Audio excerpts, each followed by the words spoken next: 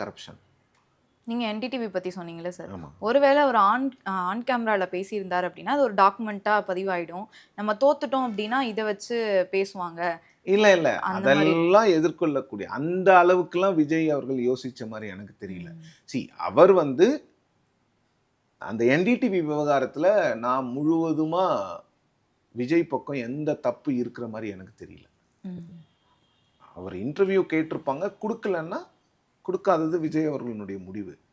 But அவர் நீங்கள் வேணால் வாங்க, வழக்கமாக பொலிட்டீஷியன்ஸ் எப்படி சொல்லுவாங்க, interview on camera interview idea இல்லைங்க, if you want you can come and talk to me, நம்ம இன்ஃபார்மலாக பேசலான்னு கூப்பிட்ருப்பாங்க. அது எல்லா பொலிட்டிக்கல் லீடர்ஸும் பண்ணுறது தான், எல்லா பத்திரிகையாளர்களும் அதை பண்ணுறது தான்.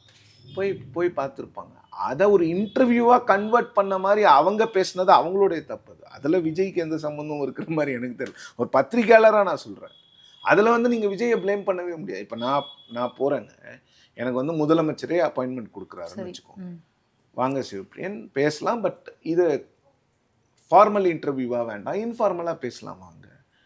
பத்திரிகையாளராக நான் போகணும், நான் போய் ஆகணும். பத்திரிகையாளர் வந்து அது வந்து எனக்கு சிஎம்ஓ இல்லை விஜய் போன்ற ஒரு ஆளுமையோ என்னை வந்து இன்ட்ராக்ஷனுக்கு கூப்பிட்றாங்கன்னா நான் போகணும்.